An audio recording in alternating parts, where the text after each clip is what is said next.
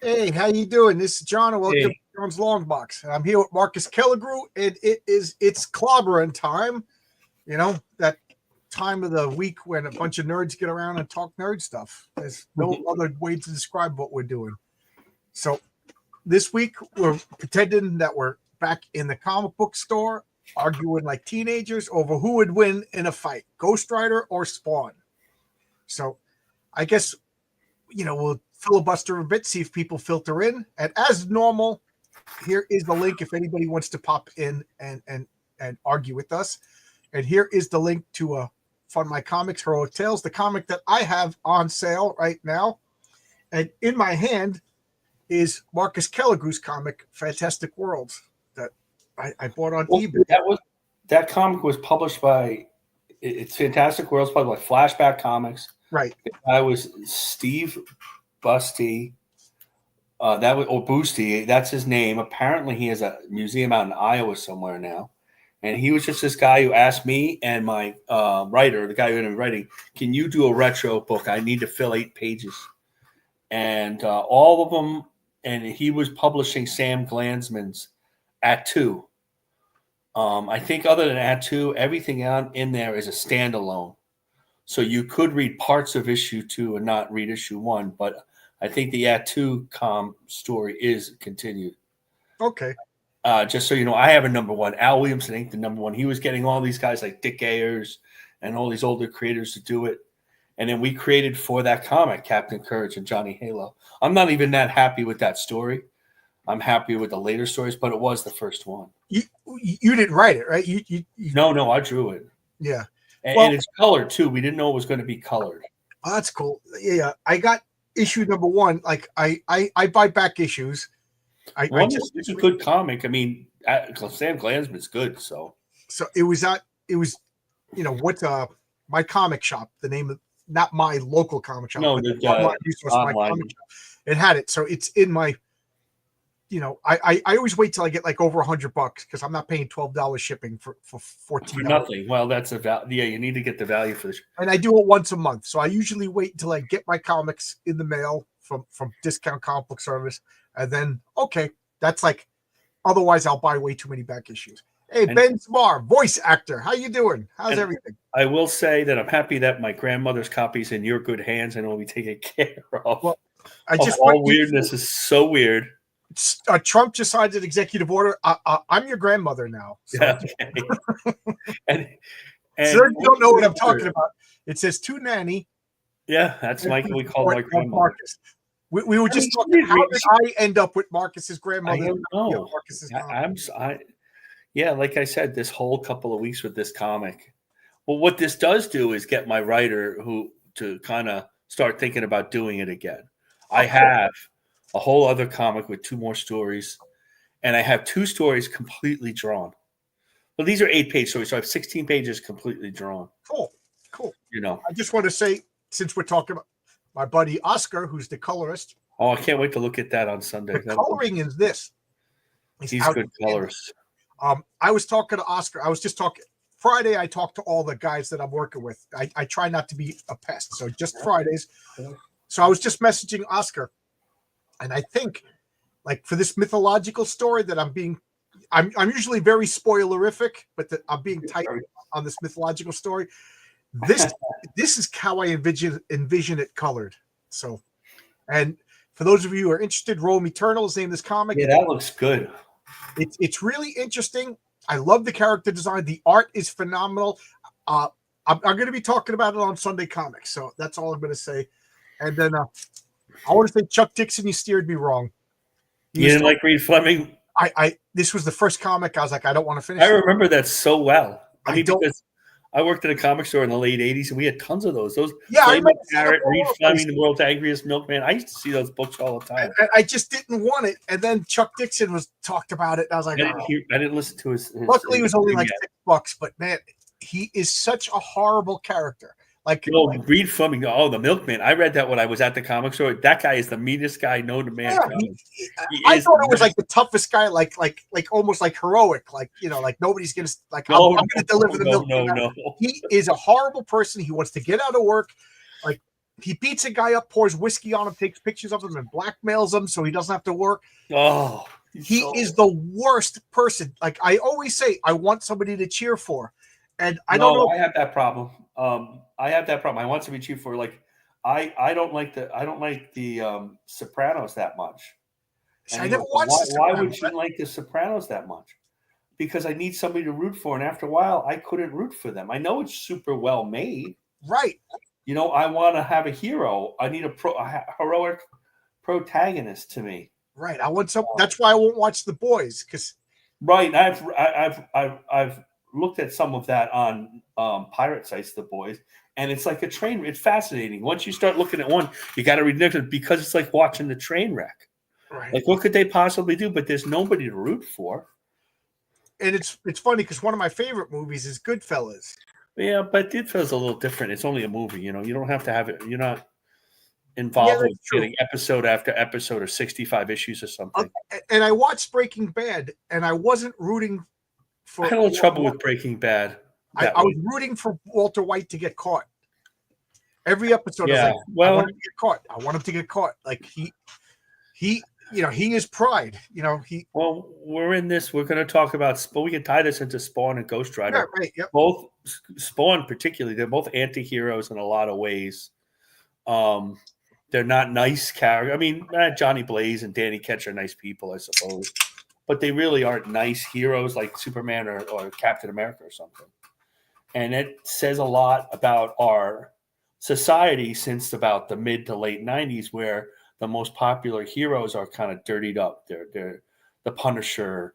I mean, they have the ebb and flow. Breaking Bad, Dexter. My son loved Dexter. You know, I love Dexter for 3 seasons. Unfortunately, it lasted 5. No, he liked. I don't know. I didn't get that specific with him. Which ones he liked, but he liked Dexter. Even Game of Thrones to a certain extent. It's not.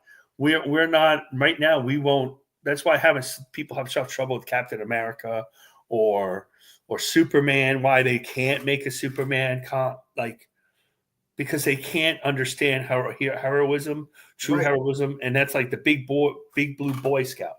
That's a pejorative, right? Right. You like Superman? He's boring. He's a big blue Boy Scout. That's why I like him. No, well, I agree with you. I like all that stuff, and my characters are like. You're gonna come in and talk about Ghost Rider. You know, mine. You know that comic you'll read, and it's going to be basically I drew it a straight comic, like I'm trying to draw like John Buscema or Jack Kirby, whatever, and it's kind of written a little bit of Batman 66, like he's going to be real heroic. Hey, son, come with me, Johnny. You know, Johnny. Oh, Cap. You know, it's going to be a little tongue in cheek that way. And like it's the opposite of your book. So you have a big world and a big universe. You got it all figured out. This was like they visit a planet. They have an adventure, like basic Star Trek. They visit another planet. That one is that was medieval with dragons, you know, that type of thing. And that other world stuff was going to come later. Well, yeah. Eventually. We had other more complicated. You had like a Silver Age. Well, Marvel wasn't a big plan all at once, you know. Marvel, not at all. You know, and that's one of the things I liked about Marvel. It's like an improv. You go. That's why building all the other attempts at building a superhero universe hasn't worked as well because Marvel came by naturally and partially because one guy was the editor for most of that time. Like when you improv, you know, me and Marcus are going up on stage and I go, look at this, it's a cowboy hat. You have to go, yes, it's a cowboy hat. And you can't go, no, that's not a cowboy hat. And like just overrule me. And then that's a banana. And then, you know what I mean? Like when you improv, you have to accept what went before and work with it. And that's the way it is with comic books. And like, yes, like Jack Kirby came up with this planet and he came up with this race and he came up with this, but space is big enough that you could put your own little thing. But what the difficult things like with Marvel and DC is like Atlantis. Okay, so now now they're stuck with Namor is Atlantis. You can't have a different king of Atlantis, so you have to work with that unless you work with it and start. And I love that, and that's what got me out of Right. Marvel is when they started to disregard, like, here, look, it's a cowboy hat. And then What's really ironic is that there's been a lot of reboots, but they've never remade their universe like DC. Completely utter. Crisis was successful. It got me to buy more DC books. When I was a kid, there was DC books all over the place because we bought any comic book. I settled into Marvel. I like the same thing, the interconnectedness of it. Peter Parker, the type. Who knows why, really. Yeah, yes, and that's what you do with improv. That's right. It says, hello, Al. How goes? Ooh, my voice just cracked. I finally hit puberty. How goes the night? About time. Yeah. So, cool. We got another person. Oh, we got a drawing. We got James Lee. Oh, not James. I can't do 2 streams at once. And James, see you, folks. Hey, James, how you doing? Hey guys, how you doing? Pretty good. Drawing while talking. So, James, did you think I was serious when I said this isn't a comic book? No, I knew you were joking. I said a reply, but little plug here for James. He's the author of The Signs. I picked up his first novel, and then I put on Twitter. I said, James, I see you drawing. This isn't a comic book. And then you're like, I never said. I was like, James. Okay. Yeah. But no, I've been writing all week on my new novel, so cool. I have to. It's kind of hard to draw and write at the same time, so you have to give enough space between the two. Yeah, I could see. I could understand that. So. Oh, Marcus is drawing now. So what is this, like the Substitute Studio? Well, because I'm just because I figured out actually I could actually ink. I'm working on inking this. I try to ink all my past studio drawings. Like I did the Relentless Tin Soldier. You saw that online. And then he's going to make this a trading card or a print for his next comic, by the way, when he does another. Now I'm going to have to back and buy his comic. Not that I'm against it. I just don't get all the stuff. James and Omer Glitch just sent me a file to download. I'll do that right after. And I'm working on Omer Glitch. You didn't see Omer Glitches yet? Oh, my God. Omer Glitches was pretty cool. For mine? It was wild. Yeah, it's wild. It's wild. And so I'm working on this Reaper Destroyer. And then after that, I'll be back to figuring out exactly how I'm going to do this one. Yeah. So, Marcus, I have a question for you, sir. Yes. Have you given any thought about tomorrow, about the character? I'm trying to give. I've been a lot busy. I'll figure something out. I think we're drawing. Aren't we drawing Perfect 10 tomorrow? We're drawing Perfect 10. So I'll let John in on what we're doing.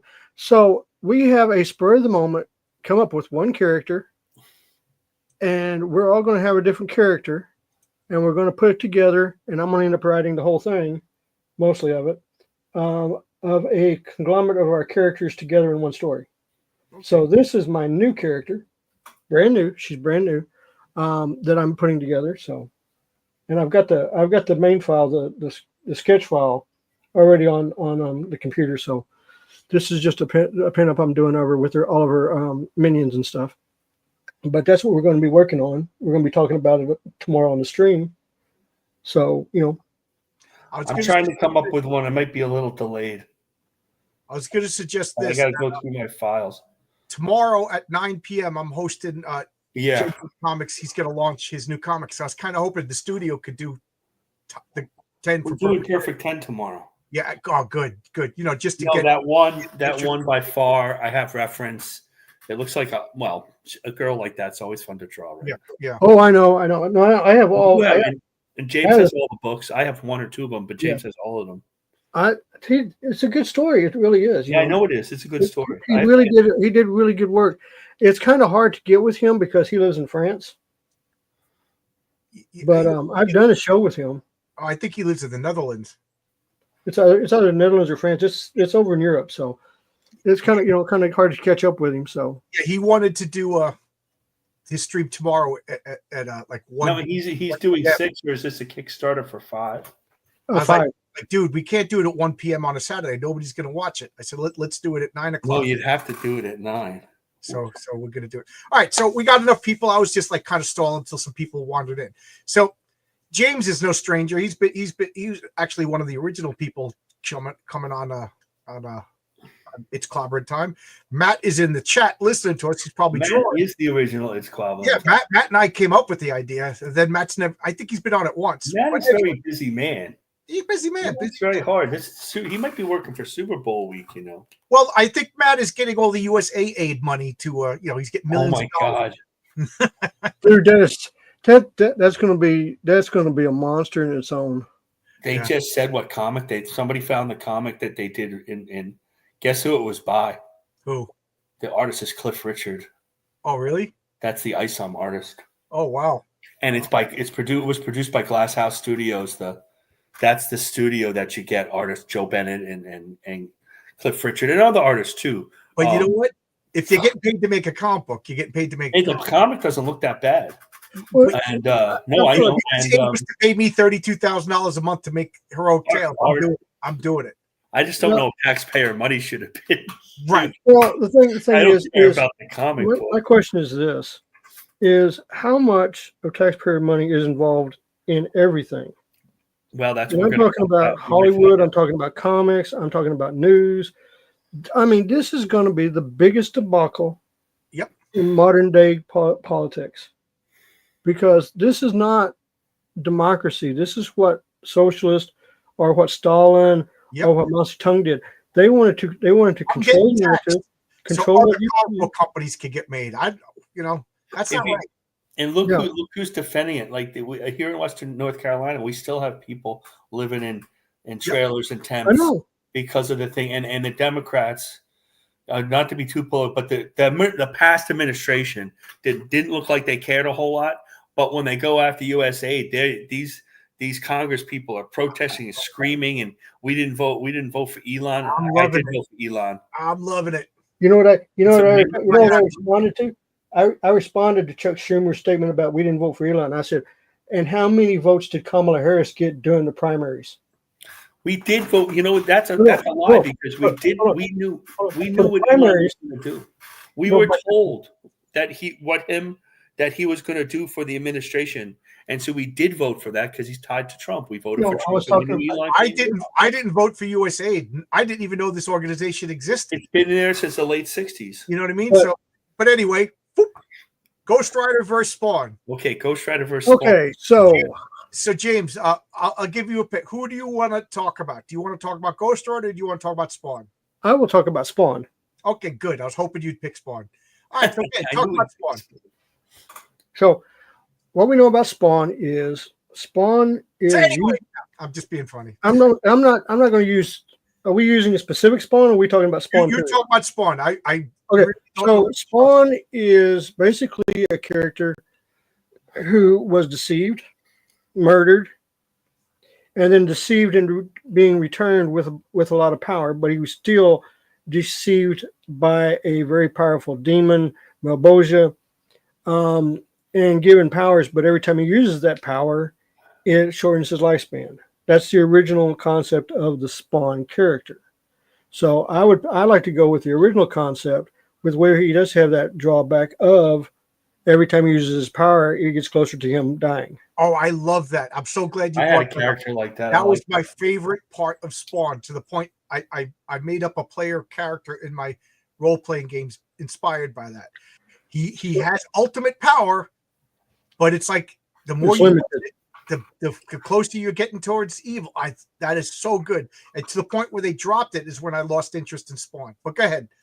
Thank you for So when to me, if you put Spawn up against Ghost Rider, we're not talking about the fights yet. You're just talking about Spawn. Talk about just Spawn.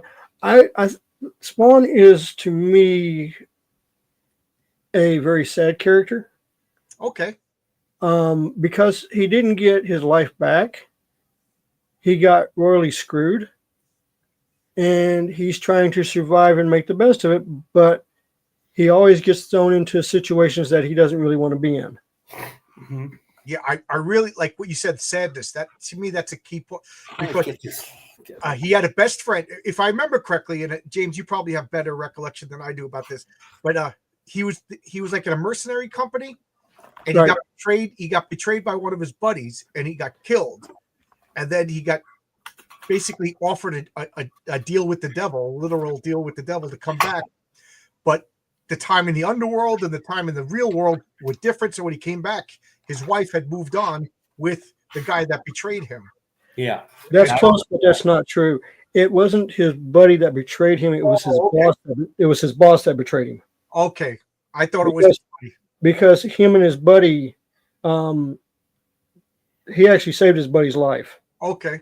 So, but yes, she moved on because it had been several years, and she also had a daughter that he could never give her. Oh, that's right. So yeah, so more time than I remembered had passed. Time enough that she was now established with the family. Correct. Right, that's right. So how sad is that? I remember one of the early issues. He was being a creep outside, looking through the window, and I remember that. I remember that issue. Holding up this baby, and he was literally going to go like knock on the door and be like, "I'm back," but he was just like, you know, he's a good guy. He's a hero. He's like, I can't. You know, I'm dead to her. She's moved on. She's established a new life. I'm going to go be miserable someplace else. Right, and then of course, that was not what Malbosia wanted. He wanted him to cause havoc and everything like that. So he sent Violator to push him into a way so he could start using his powers. Oh, okay. I forgot about that. All right. And so you have all that stuff. So it was more of, I have to trick him so he comes back to hell to be my general, my army before I invade the world. So he had to lose all of his powers to be pulled back in before, so that he could lead Hell's army. That's why he was the hell spawn. Right. And so yeah, with I can't even talk. So Spawn was a tragic hero. He was basically an undead return, you know. But what could he do? What were his powers? Pretty much anything.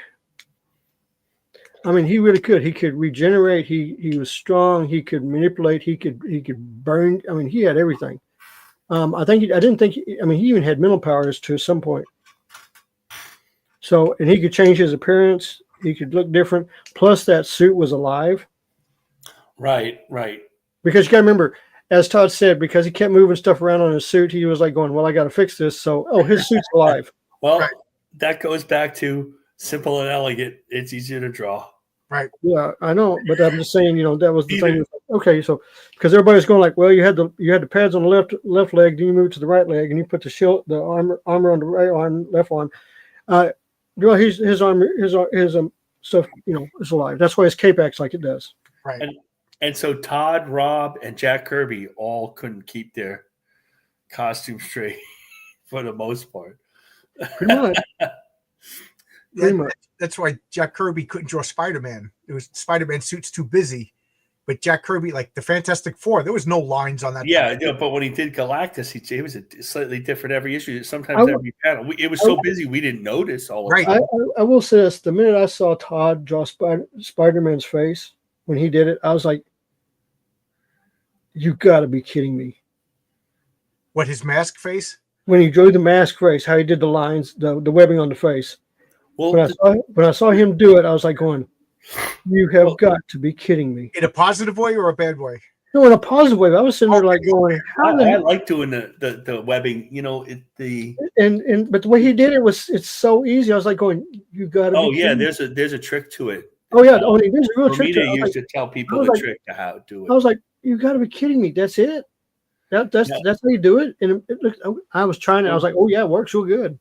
When Dicto created it, it changed. He would change like if you're drawing it down, so you're drawing it, and then the scallops go like this, and then but Ditko would change it all the time because he would forget too, like which way. It wasn't the costume solidified towards the end of the run, and now it's like this perfect costume, and of course, you can't believe some kid stitched it together. Maybe the first costume, and then I always like the Ditko Spider because it looked like pajamas. It changed, yeah, especially early on. But Ditko made Peter bulkier. They think that Romita just made him bulky. By the end of Ditko, like he was pretty buff, and they took away. It was supposed to be red and black, and the way they do things, black always turns into blue in comics, right? Because it opens up. They open it up for color. And but what the thing that I remember that Todd said, and maybe James will back me up, is that when he was Well, doing Spider-Man is ripped. yeah. He said Spider-Man wasn't bulky, but he was ripped. He was cut real good. Yeah. He was and they drew him big and muscular through all the years until Ron Friends decided to thin him out again. Yeah. Like you were looking at that superheroic Spider-Man last weekend, and then next time Byrne did him, like a few years later, he's back to me. Now they decided Peter Parker was a scrawny kid. I never saw Parker get really. In my view, he never got to that big buff look. Well, he shouldn't be. Spider-Man He wasn't as big as Cap, but he was. No. I was saying he was cut like Bruce Lee. Oh yeah. That's what I'm saying. That's a good way to. That's the way I looked at Spider-Man. He had muscle. Period. He was just muscles, and I always use this as an analogy. There's a bodybuilder named Ole. Ole is 165 pounds. That's what he weighs. He holds a couple world records, but he deadlifts 618 pounds. And he's my size. So when he pulls that much weight for as small as he is, it's feasible. You can have a small guy extremely strong. You know what I'm saying? The idea was he looked like a gymnast. Yeah. Yeah. I'm saying, yeah. The funniest thing, like Todd said, well, how did you come up with those crazy webbing? And the crazy webbing that Michael Golden did at first, but the costuming. And he said, well, I was thinking about Ditko, but he didn't really research Ditko. And that's through his filter. And that's how it became so actually his Spider-Man is almost as iconic as well. The big eyes, His Spider-Man beautiful. I've always loved Todd's Spider-Man. I don't mind Todd. I love Todd's Spider-Man. Sure. So anyway, back to Spawn. So okay. From what I know, Spawn is super strong. Now, before he starts pulling power, how strong is he? Is he Spider-Man strong? Is he? No. He's not that strong. I'm going to say he's good. For his size, I'd say he probably deadlift like 400 or 500 pounds. Oh, that's it, Spawn. Yeah, we're talking Spawn, but I don't see him that powerful physically without his powers. Right, but he's got that. But I think some of his powers go without him having to suck the time loop off. You know what I'm saying? Right. It's when he really has. It's really when he lets loose is when the clock goes down. Right. So if he's just like the Hulk, when the Hulk just transforms and he's not getting angry, there's like a base level. So we'll just call it base level Spawn. So base level Spawn, I always thought base level Spawn was super strong, but whatever. Yeah, I don't. But he was quick, he was strong, he was deadly. But when he started pulling power from this pool, he could shoot blasts, he could teleport. He could make himself super strong. Hey Don, how's it going? What's up, dude? He also could probably he got with his powers he could probably go up to not Superman strength, but probably Juggernaut strength. Okay. Yeah. So he was just limited. Like, again, I call that a Marvel weakness, like a weakness that we can understand, not just the color yellow or something like that or kryptonite, but he could pull infernal forces to supplement his power and augment it. But by doing that, he was making himself closer and closer to Maljubo, which he did not want to do. So infernal forces. Are we talking about the Democrats? We did that earlier, so we're already past that. So thank you very much. So when you see Spawn carrying a gun, like I'm usually like, okay, like Cable can shoot blasts, he's got telekinesis and a gun. Like it was just like a dog's breakfast of power. But to me, Spawn, it kind of made sense that he didn't want to use these abilities that he was wrap mine up for later. Well, I tell you, you did the right word. You know what I mean? Because it's because he knew that if he used his powers, he was going to jack himself. Right. And also remember, he's an ex-soldier, so yes, firearms, weapons, and stuff like that would be natural for him. So I kind of like that. He was a caped superhero who could fire blasts, and he could use, like you said, mental abilities, but doing that made him bad. So relying on hand grenades and bombs and machine guns, in a weird way, it worked, and that's the brilliance of the Spawn design. And I think that's why Spawn, to me, is the ultimate image character. Well, Spawn is, to me, the bedrock of Image Comics. I agree. I'll explain why. When Image first launched, if you look at how the books were released, the minute Todd launched Spawn, it was coming out every week and every month. Okay. That was the only one that was coming out during that time. Everybody else was late. Everybody else was doing everything, but Todd was on time. That's why Todd's books went so for much longer on the runs. Yeah, but Todd also said that nobody else would ever do Spawn. Yeah. And see how quickly that lasted. How long did that last? 9 issues? No, 20-something issues. 20? I think he bowed out at around 25. As opposed to Eric Larson, who's on 278 issues. Yeah, but who cares about Larson's Larson, and I don't even. I'm not even going to go there. I mean, when Savage Dragon first came out, I loved Savage Dragon. I really did. It was pretty good. But I got all the way up to 100, and I said, you know what, this is something's not right here. And after that, he started going downhill real quick. Yeah, dude got weird, man. Yep. Now he's way off in the left field. Yeah. So I'm just like, left field and a pornographer. Yep. Yeah. I mean, that was the thing. When he went adult, I was like, okay, nope, I'm not doing But that. that's not even adult. That's crazy stuff. I mean, I know. that's not exactly vanilla. You went borderline. It's not exactly vanilla, James, what are you drawing, man? I'm working on a new character of mine. Well, who's the one on the left? Oh, you're right, my left. That's Tits McGee. This one? Yeah. That's one of her fire elementals, remember? That's one of her pets. I like that look. I like that looking. Boobs, It looks pretty big good, man. What's the girl's name? boobs. Her name is Efrit. I say it again. Efrit.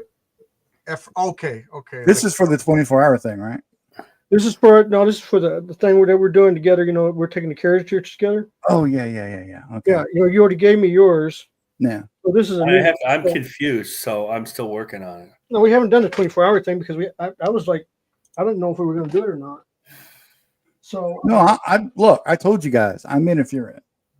I'll make time for it. Anything you want to talk about Spawn? Anything you want to tell us about Spawn before we move to Ghost Rider? Spawn. Okay. My favorite my favorite cover of Spawn was number 7 when he's all loaded up with the guns and everything. I thought that was. I hadn't really seen a costume character of that. I guess context. He's like supernatural, loaded up with weaponry like that. So I really like that. Favorite issue of Spawn was the one, I think it was number 9, where all the creators or their characters or hands are coming out of the jail and all that kind of stuff. That whole issue was about, I think he wrote it with Dave Sim. Maybe I'm wrong. I don't know. what's that? It spoke to me as a independent creator, even before I was an independent creator. So yeah, I've always been a big fan of Todd McFarlane. I was a little sad to see him go when he went. Yeah, there you go. That's my cover right there. I love that cover. Like we said before you showed up, like the fact that this was a character that could fire bolts and teleport and do all stuff, it made sense that he had guns because he was reluctant to use his powers. Yeah, and the power meter, dude. I love that power meter. The fact that he had to keep his powers in mind every time he used it. Like he had to be reluctant. He wasn't just like super powerful, and just do things without any kind of regard as the consequences as far as to himself or anything like that. Yeah, I like the whole idea of it, but I'm so far behind on my Spawn now, dude. I haven't really read it since God. I know exactly. I read up to 63. Yeah, and it's not that I don't like or love the character anymore. It's just that honestly, I just don't have time to read comics anymore. I'm so freaking busy. How about the if you pull up my picture real quick. The omnibus. Yeah, James got omnibus there. Yes, I got the first 4 omnibuses, which is the first like 2. I'm fixing to get there, but that's the omnibuses there. So they got rid of that weakness of Spawn eventually, right? Yeah, they got rid of the clock. So no, he still got the dial. They brought it back. I think they brought it back. Oh, really? I wouldn't. Yeah, know. well, I've been catching Joe's show that he does like the Spawn review every week. Yeah, Spawn's And hot now. I've been getting kind of caught up Well, via him a little bit. the thing is, Brett Booth's doing it now. So this is the character I'm working on right now. So this is the new character here that I did the design for. Terrible segue, dude. What if it Red Boot to you? So I sent you a copy of it, Don. I know you did. It's Yeah. not neat like that. Did you send me that copy where it's Oh, dude, I just got this copy today. I went and got it. Okay. Clobbering time. Spawn. Don, what were you saying? No, I would just, it's not that I don't love or like the character anymore. I just don't have a lot of time for it. I've been downloading the issues, kind of letting them collect, and I'm going to have to read them all digitally. But I don't know. I'm still a little bit miffed that Todd doesn't do the whole thing, Yeah. I know that's like a very No, dumb but thing to that's say, maybe. that whole Image thing was sold that they were going to do their characters for for at least a long run, and then was ours, and this is what we want to do forever. When he was on Spider-Man, I was into that. Like a lot of people bitched about his writing. It wasn't the greatest thing, but he was just learning how to write, so I kind of forgave him for that. Right, I agree. But it was still good, and the artwork was phenomenal. And then I got this thing where when I get into a writer or an artist, whether they're a team or working solo on a book, if they get off the book, if I usually get off the book too, as far as readership goes, I'm just like, nah, I'm done with it. That's how it was when X-Men, when Jim Lee and Claremont left. It was I stayed on for Lee a little bit right after till he went to like 11. And then why do I got a little thumbs up? I don't know. I don't know what's going on with that. But so let me ask you this. Right. If Spawn pulls power from this meter that may or may not exist in issue 300, because Spawn is up to he crossed 300 issues. Oh, 300. It's 360 now. 360. So he's is it really that high now? Wow. Yeah. But, I also must clarify, because a couple of people were correcting me. It is not the longest continuous run in comic book history. It's the longest in a non-Marvel and DC comic book. It's the longest running independent. I'm not even calling it independent. Image, once they have movies made, you're not an independent company. You know what? What point is Marvel and DC not independent? So Image Comics is a major studio. So I can agree with that. Independent is even Dark Horse in my mind is no longer independent. To me, I like to call them the corporate independent. Right. They're corporate comics. And they go like, Dennis Turner buys all the comics, and I'm doing the indies. This is from Image. I go, Dennis is not it's not really an indie. Like you could say it's a corporate indie because it's not Marvel or DC. But the true indies are the 4 people that are doing comics right now. That's besides the point. And one author of novels. So I just want to say a run is a continuous team. Like Jack Kirby, Stan Lee did 102 issues of the Fantastic Four. That's a run. John Byrne did a run. I forget the exact numbers. That's a run. It's only so Spawn. It's a continuous like it or not. Eric Larson has 278 comics of a run because he's the guy. It is a run. Yeah. Right now, Dave Sim has the longest record of 300 consecutive issues as the longest run. And for whatever reason, there's something wrong with Eric Larson. He wants to beat that. So he wants to get to 301. I don't know. Is he going to cancel Savage Dragon? Might as well. It's not selling. And it kind of ruined his career because whatever. But Spawn is the longest running non-Marvel, non-DC comic, but it's not a run because you had Greg Capullo, you had Neil Gaiman, you had other people writing this comic. It's not a run. One thing I'm going to say about what I think's wrong with Eric Larson is there's 2 types of Eric Larson. There's the Eric Larson before his house burnt down. Yeah, I agree. And there's Eric Larson after his house burnt down. And when his house burnt down, all of his original Spider-Man artwork, all of his original stuff went with it. Collector. He lost it all. And I think that kind of shock of losing all that affects you. Oh yeah. And I think that's what I said. There's a difference in Eric Larson. There's the Eric Larson before the burning of the house, and then the Eric Larson after the house burnt down. I joke, and I was saying, like, if my house burns down and I lose everything, I'm going to be a completely different person. I tell you this with all honesty, I would hate comic books. If all my comic books burnt down and I survived and my wife survived and my cat survived, I'll be grateful for that. But it's just like, well, the comic book John is over with. You know, now I'm probably going to be like stock market John. You know what I mean? Like, I don't even want to hear, I'm not going to see Marvel movies. I'm not going to, you know what I mean? I wouldn't want, so I understand that is when you have a lifelong hobby that's part of you. When I was considering selling my comic collection to buy my house a couple of years ago, I got depressed. Like, what do I do? Like, and I was actually telling my wife, it's like, I can't collect comics anymore. I'm not going to buy comics if all my comics are, and this was something I was going to sell to make our life better. You know what I mean? And then luckily we didn't, because that real estate agent was a piece of crap. But anyway, long story short, you guys wait till tomorrow when we do the show tomorrow. I'm completely different now, because I suffered some shock today. I went up to the store to get some groceries, and the eggs was like $10 for a frigging 18 count. So I'm in shock. I'm in shock, and tomorrow y'all gonna see it. I'm gonna be mean as hell. You're in egg shock. Okay, That's so right. I mean, I've been shell shocked. It's shell shock. So I want to ask you guys. Again, I'm not the best Spawn expert in the world, but there's two things I want to address.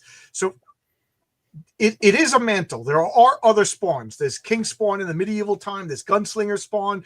So this Maljaboa really he makes like these Hell Knights or whatever. Is that like Spawn's title, or am I imagining? Well, it's actually, his title is Hell's Spawn. He's a Hell Spawn. Right. That's the actual title that's what his title is. Perfect. And he's supposed to be the general of Malboja's army, or Hell's army. Yeah. Do you understand? Yeah. So he's supposedly the leader of the group, not just the group. He's the leader. So this breaks. I usually have a rule, like, I don't like multiple characters with this. Like, I don't want to see Superman, Super Baby, Super Dog, Super Cousin. You know what I mean? Like, to me, it dilutes. I will accept the female version. So Superman, Supergirl, that's fine. But like 9,000 Green Lanterns, to me, if there's alien broccoli headed Green Lantern, that's fine. He's on his alien. That's kind of different though, John. I mean, Green Lantern's a corp, you know. But there's not 7 like people on But there's 4 or 5 human Green Lanterns. Yeah, that's overdoing at the same time. So Jessica Cruz, and then some Muslim guy, and then there should be just one. There should be just one Green Lantern, human, Earth. Right. There should be one. 2014. But Spawn, because of it's built into the concept, I will accept other. You know what I mean? If you build it into the concept, like, every rule can be broken. Like I talk about my superhero rules, and then in Punchline we have the character Versima that breaks every one of my rules, and I freaking love that character. But like Spawn, I do think it's a brilliant concept. It's got that pathos that James was talking about. You feel bad for him. He's a horribly disfigured monster, but you feel bad for him because I'm a sucker for what I call the Pinocchios, the characters that just want to be a real boy. And Spawn, I never thought of it until just now, is a Pinocchio. He wants to be he'd give it all up for a minute just to go and be with, I forget his wife's name again, but Wanda, just to be with Wanda again. You know, that gets me, like Ben Grimm. You know, I put Hellboy in. Fits that. What's that? Don fits a Pinocchio. Don just wants to be a real boy. I just want to grow up, man. but I love that. I don't want to grow up. I want to be a Toys R Us kid forever. Hey, good battle tonight. I don't even fool with superheroes. We were just talking about that on my last chat. It seems like sci-fi is the thing right now. But anyway, so I like the fact that there can be other Hellspawn, and it kind of makes sense. But they would be his enemies, you know what I mean? So there would be other hell spawns that would try to drag him. Is there other good spawns? I don't really know. There's Gunslinger, and there's the she spawn. Those two. She spawn. Oh Lord. And how long have they been active? Is a she spawn? Well, the Gunslinger Gunslinger's been around since like the 1800s. They them spawn. Now, that begs the question: why would Malbolgia keep making spawns if they stay good? Like, is it just because they're rebelling against him? He gets lonely. No, you have to understand when a spawn goes good, like say Gunslinger spawn or She spawn or the medieval spawn, when they go against what he wants, when they turn against him, he has to make another one to replace them. Okay. You know, so that's why he has multiple violators, because if a hell spawn goes against him, he'll send violators to deal with them. Okay. Also, it helps with the merchandising. That's true. Did you ever read Brat Pack? The Rick White comic? Yes, I've read that. Yeah. Yeah, that's why they always that's a deep cut from the 80s. Yeah, they needed to keep the sidekicks active because after they got killed. So they would get killed. They would have to recruit another one because of merchandising. Got to keep the toy line going. That was the worst comic ever. Oh yeah, that's a good way to put it. So anyway, my last question about Spawn, and I'm asking because I don't really know. Now, Spawn has that power meter. Could he just, take out the old straw, suck up that power, and like take out the Hulk, or give Superman a run for his money? Yeah, he could. Okay. It wouldn't last long, but he could. Okay. I don't know, man. You gotta ask yourself. See, I love those discussions about what would these heroes do when confronted with each other. But in my mind, I'd be like, why? Well, why would they bother? I mean, yes, I understand. But he was asking, would they be able to do it? Think about it. I don't know though. Spawn's power is for Superman, yeah, definitely, because he's magic, and Superman has a weakness. He got a weakness against magic. The Hulk, I don't know, man. The Hulk might clean the floor with him. Well, grab a hold of that cape. Okay, let's put it this way: the Death Star materializes, and it's going to fire the super laser and destroy the Earth. Could Spawn suck up the power and destroy the Death Star? You know what I mean? Like he couldn't absorb it. No, it'd probably tear it apart. I don't know. I think Spawn does have limits. I think there's a limit that everyone can go to. There's a limit, and I don't see Spawn being that powerful. Now, yes. In the books, he did beat Malbolgia. That's how he got the clock taken out. Oh, he did? Okay. Do you remember what issue? Oh, God. I mean, it's fine if you don't remember. I want to say it's around 100. Okay, so that I didn't get there yet. Okay. Yeah, so, he does fight Malbolgia and take over. Yeah. And then, but, for him to really, the thing that he's got, and it may not be in there anymore, but he's still got that human personality of the heart. So he's not going to just go ape shit nuts. Yes, he still has a grounded base. Yeah. Okay. I'm surprised, man. If it was me and I came back as Spawn and I saw that my best friend had married my wife, it would not last very long. I'm sorry. I got the power. I got the power of hell at my whim. I'm using the whole power meter to F that dude up, man. Though, Don, I thought that his buddy that took his wife was the one that betrayed and got him killed. No, Chapel killed him. You see, so I misremembered. So I was with you for a minute. But at least that's how it was. They could have changed it because I think you know who has the power of Spawn? James, Don, Marcus. You know who has the power of Spawn? And sometimes uses it for good, sometimes uses it for evil. It's Matt Barr. Well, oh boy! Oh God, we went that far, did we? Turn your mic on, Matt. So how's that? That's better. Now we can. Hi, Matt. How you doing? What's up, fellas? Hey, Matt. What's up?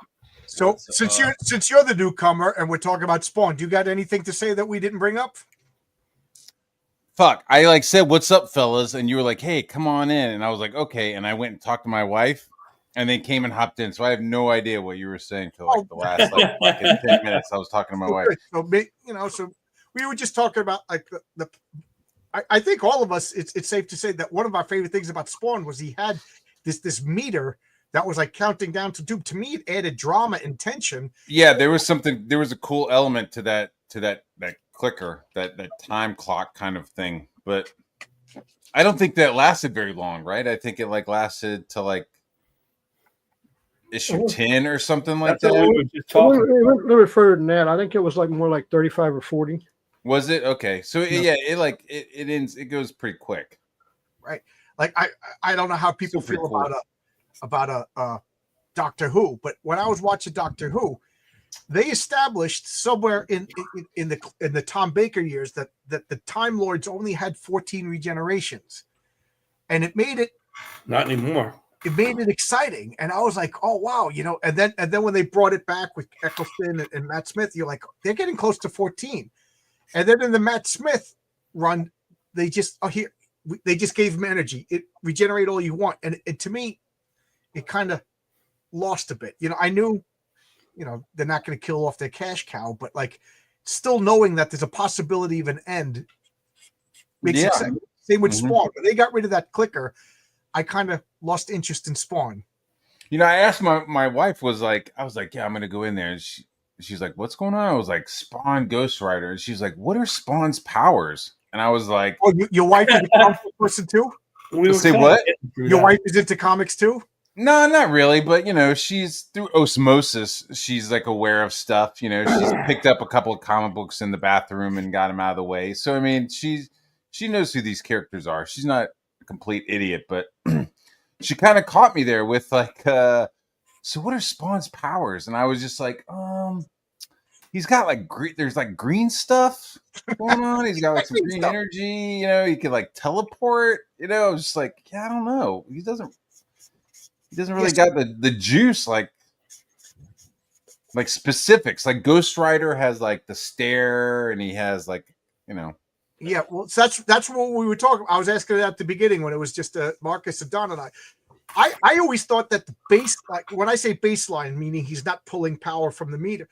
I always thought Spawn did have like a measure of super strength. But Don says no. Yeah.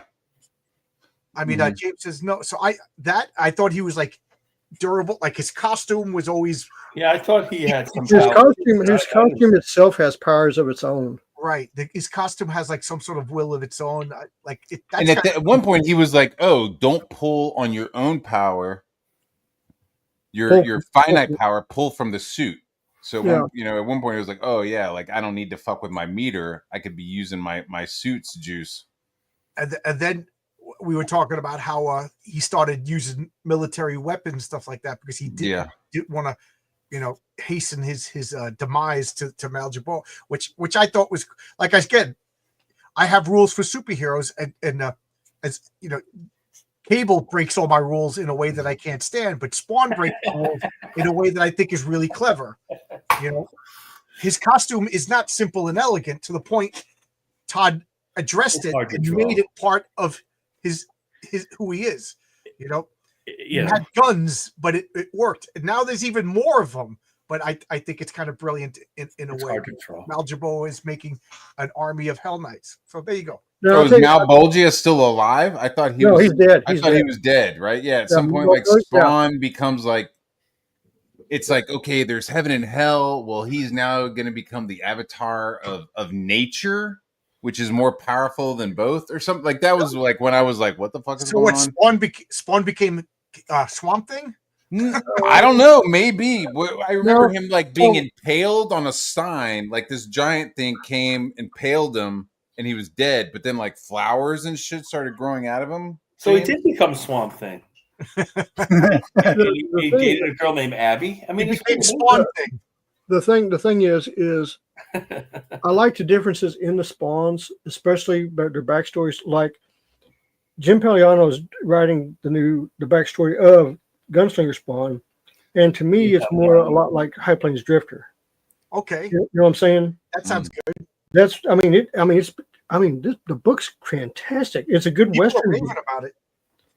But I mean, it's all in the West. Back in the 1800s, and it is really good. And I've been very impressed with it. So, hats off to him. Hats off to Jimmy and them. They did a great job on it. So is he another good guy that kind of gets corrupted and accepts the deal? No, he wasn't a good guy. He was like right there. He was like a Jesse James. He was a good guy to some and an outlaw to others. And he got. I'll be back in a minute. Okay. He got jacked, and he wanted to save his girl, and that was how the deal was made. In And High what- Plains Drifter was Eastwood, was he a preacher in High Plains Drifter? No, he was the sheriff that was murdered. Okay, yeah, and he comes back as like a avenging kind of spirit. Yeah. What's the one where he's a preacher and then ends up just fucking Pale Rider? shocking every Pale Rider? Okay. But he died in that one Damn, too. Clint Dead in Eastwood that is the one. shit. What was that? I said Clint Eastwood is the shit. Dude, Clint Eastwood, man. I mean, I'd have loved to seen him and Charles Bronson in a Western together, because you have Once Upon a Time in the West, you have Yeah. The Good, Bad, and the Ugly. Oh my God. Those You two know, I guys- was like reading this article about Charles Bronson recently, and it was talking about some of the other like Hollywood stars there at the time and how they were all like working out on the DL. You know what I mean? It was like they didn't want to be known, being like, yeah, I fucking work out. So they're just like, oh, I'm just, I'm Steve McQueen. I'm just naturally yoked. Or I'm Charles Bronson. I'm just naturally fucking yoked out like this. Yul Brynner. I'm just naturally yoked. Like, nah, bro. They were all like secretly working out and shit. It's kind of funny that they were like, are you working out? No, I'm not working out. I'm naturally like this. Like, he was. I would, if somebody told me he was on steroids, I would believe it. There's pictures where he is like superhero jacked. Yeah, dude. Yeah, dude. But with like an old man face still. Like he's never had like a young face. He's always had like an old man face. He never had a young face. No, I mean, he was the oldest 12-year-old in his class. When you see him in Once Upon a Time in the West, he is so young in that movie, but he looks like he's freaking 35, 40 years old in it. Yeah. Yeah. Or Dirty Dozen. Like it's like, bro. Oh yeah, Dirty Dozen. Like you're supposed to be like 20, 21 in Dirty Dozen. You look like you're fucking 50, bro. I know. He just looked like the badass uncle that you didn't want to fuck with. Dude. Yeah. Right, so let's move on to our other guy. We'll move on to Ghost Rider here. I just Google. So of course everybody's going to ask which version of Ghost Rider. So we'll start with the Johnny Blaze version. Anybody want to talk about Ghost Rider first? Well, you go ahead, John. You know more about him than most of us, probably. Okay, Ghost Rider. Again, in all transparency, I love Ghost Rider. I like Spawn, so consider the source. But Ghost Rider is a comic that, like, I got two older brothers. They're both motorcycle guys, so there was always Ghost Rider comics in my house as a kid. My two older brothers are big Harley guys, and they were showing me pictures of Johnny Blaze as Ghost Rider, like, look, this is a Harley, and explaining to me why this is a Harley, not a Honda. So I'm talking to myself. I'm a wee little kid, so I always like Ghost Rider. Now, so Ghost Rider started in Marvel Spotlight #5, right, Marcus? That's right, Mike Plug. Mike Plug, and was it the same guy, Anton Drake? Was that the who? No, I don't think it was Gary Friedrich. Yeah, I think it was Gary Friedrich. Yeah, Gary Friedrich and Mike Plug did the first Ghost Rider. And then at that time, what? Mike Plug? I did not know that, dude. I didn't know that either. I'm like Plug. I'm like the storyboarder, the fucking conceptual artist. Mike Plug. He did a lot of comics. Mike Plug did Werewolf by Night. He did like wow. He did at least a dozen issues of Werewolf by Night, Frankenstein. Dude, I've got a Mike Plug art book that has like no Marvel shit in it. It's just all Mike Plug is phenomenal. Mike Plug, Mike Plug and Frank Bruner are two of like the most unsung Marvel artists. I met Frank. once. Did you? I'd like to meet Frank Bruner. He's really good. I was standing there and he showed up and he was all bent out of shape where his table was. What else do you know about my fucking table? Here's the other thing you know about Mike Plug. Who did he assist before he broke into comics? Will Eisner. Oh, you did? Yeah, that's right. Oh my god, dude! You know how I knew that? There you go. Right? Oh my god! He drew Legacy. He had a female character named Topaz in a Werewolf by Night, and I said, this girl looks like she was drawn by Will Eisner. So I looked it up, and that's how I found out that Mike Plug was an assistant to Will Eisner. She looks like Sans Serif and Ellen Dolan. Will Eisner has an old-fashioned yet timeless beauty to his women. And they're all sirens for sure. They're all dangerous. Will on PS Magazine. Yes. and I think did he do Mad Magazine or was it Crazy? He did one of those humor spoof magazines for a while too, Plug. But I maybe not crazy. Mad. Was he Crack? Was he in Crack Which one was magazine? Marvel? Crazy was Marvel, right? So he probably did Crazy. But maybe I'm talking out of my butt. But anyway, back to Ghost Rider. So Johnny Blaze is a stunt rider back in the 70s when guys, motorcycles were the coolest thing. Yeah. There was a really weird little dune buggy phase, and then that kind of left, and then it was motorcycles. I think Spider Buggy. Yeah, Spider Buggy was a dune buggy. Yeah, there was a Chopper in the Wheelie Bunch. You know, there was motorcycles. I remember Choppy. Yep. I remember Chopper. And I think it was Easy Rider ushered in like this motorcycle craze. You know, with Peter and Fonda. Evil Knievel. Yeah, Evil Knievel. Oh, Evil Knievel was the fucking bomb. huge. Man. Oh my God, Evil Knievel. I had the toys and everything. Yeah. Everybody my age, Marcus, you had that wind up Evil Knievel toy. Oh right? yeah. Dude, even if you look at some of Evil Knievel's early outfits, they kind of look like superheroes or Ghost Well, Riders. he was like Yeah, a they little got like this superhero, leather Evil flap in the Yep. front. You know, He was like a superhero, and you saw those ads in the back of the comics for the toys. Yeah. That was drawn by Joe Sinnott. Yep. Oh, word. I have Just a lot imagine of that gig, knowledge. dude. Like Joe sitting there and like, hey man, could you do a quick ad for Evil Knievel this afternoon? You know what I mean? It's just like, yeah, Some right. of those ads were pretty cool. He they did a lot of toy ads. Buscema did it, and Jack Kirby did some toy ads. Did Romita you guys did toy ever ads. see Yeah, Yeah. the Joe episode? Orlando with the fucking sea monkeys, dude. Joe I was Orlando like, Sea what? Monkey. Well, I'll tell you, right up Joe when Orlando's you're awesome. talking Sea about hippies Jack is Kirby, better. did you guys did you ever watch The Incredible Hulk? There's an episode where they have a police sketch artist in Yeah, there. I've seen And that. it's Jack Kirby drawing. Jack Yeah. Kirby. Yeah, he's actually on screen. He looks like Tombstone or Blockhead, doesn't he? He's like Kirby. Yeah, he's got that haircut and everything. Squared off head. Yeah. I was like, holy He does. cow. He had that flat Jack hair. Kirby. Yeah. Jack Kirby looks like every guy that the mafia sends after you to get the money that you owe them. You know, like, oh my God, He fought the mafia. Yeah. Now, I'll tell you the funniest thing I think it was like an homage is when they actually introduced the one above all, and it's Jack Kirby sitting at his desk. Yeah, that was I Mark. was like, There was oh, a story that yeah. Will Eisner said. So Will is he's got his Eisner and Iger shop in the 40s in New York City, and when Jack Kirby worked for him, you know, and Will told the story, and he put in a comic that the mob was coming to shake him down. That's how the mob made their money, was to collect a weekly fig from the pizza guy and from the plumber and, you know, plumbing company and everything. They were coming to the comics, and Will is all nervous, and he's starting to pay these guys. Well, Jack got a hold of it, and Jack is like 5'3", and these guys are monstrous. And he goes right up to them. "Don't you do this ever again? You come down here and you'll answer to me." Yeah. It was in the Dreamer. Yeah, it was. He put that in that book, right? That's right. Yeah. But he told Oh my God, I love the Dreamer. before we dude. put it in that book. That's So a true anyway, story. back to Ghost Rider. So Johnny Blaze is a stunt bike rider, and that was all the rage back then. You know, this was Evil Knievel was gonna ride over a Snake Canyon. You know, Evil Knievel would, you know, jump over buses. You know, Fonzie's jumping the shark and jumping school buses on his motorcycle. That's right. Motorcycles were very big. Motorcycle. I still got a motorcycle. Thank you very much. Oh, you do? Do you? Yes, I do. On one, but anyway, I'm in my 50s, dude. I still ride. well, you started. You don't start riding a motorcycle when you're 56. You started riding in your 20s, probably, right? No, I started at 5. There you go. There you Well, go. okay. Younger the better. So Johnny Blaze is doing stunts, and I never really understood. He sells his soul to the devil to become like more famous or whatever. No. His dad. To the devil His because His dad.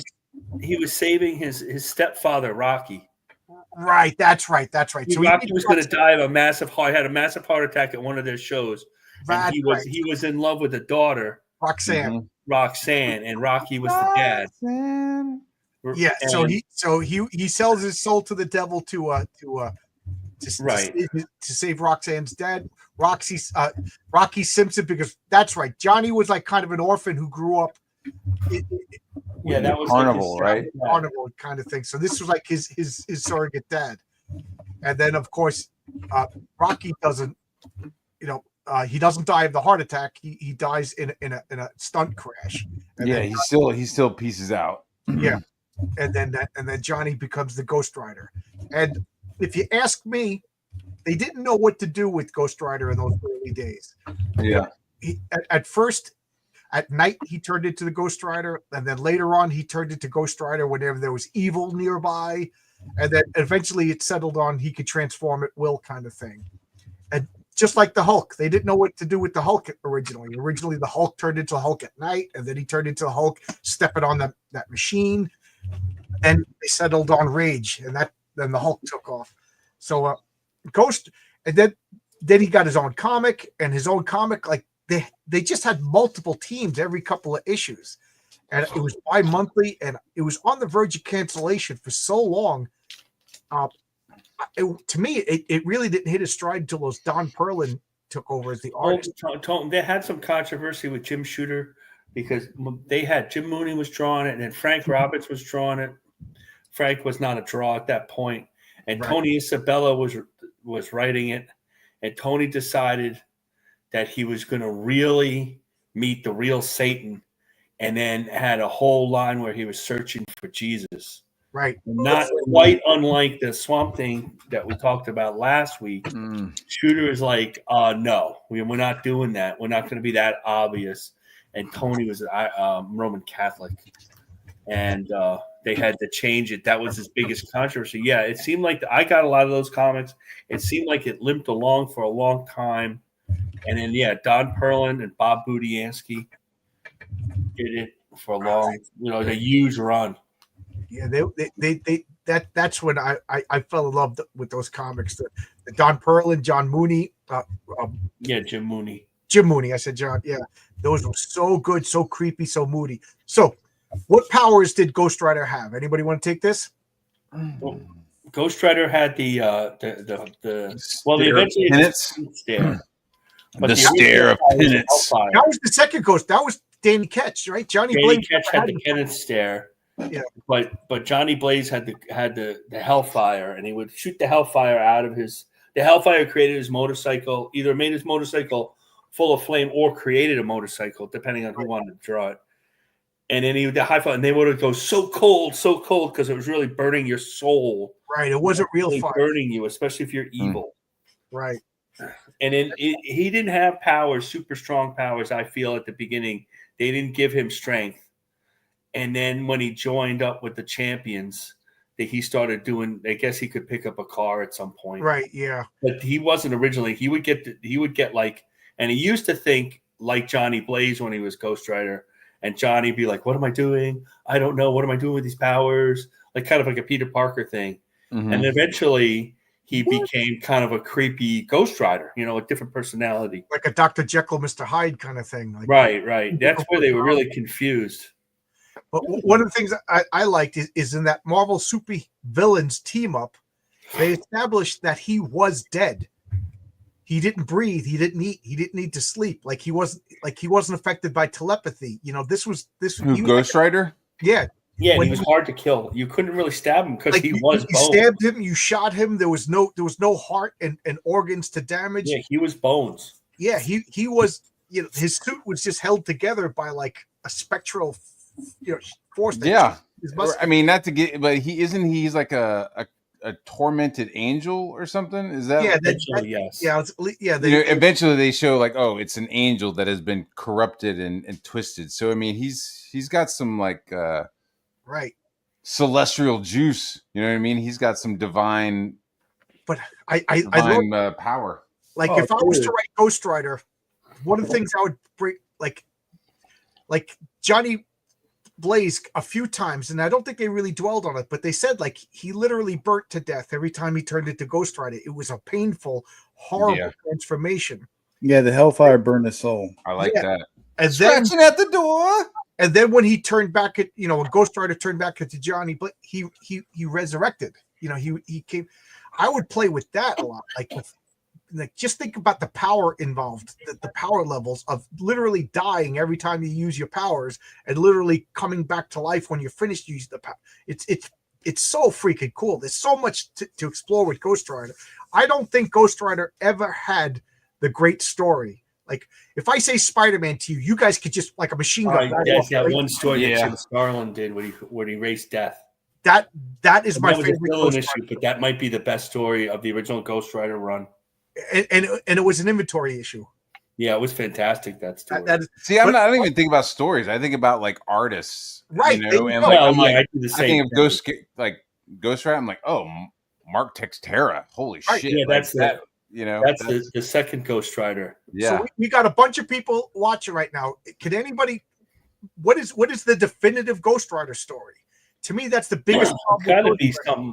something probably a Mark Teixeira story or a Spirits of Vengeance comic when the Kubert Joe Kubert inked. Yeah. I mean, those are just brutal. I mean, maybe it wasn't the stories. Maybe it was just a graphic of Ghost Rider. It's so exciting, you know. He's got to be one of the coolest. It's a gnarly fucking character. It's Yeah, a I think gnarly he's image. awesome. It's so dude.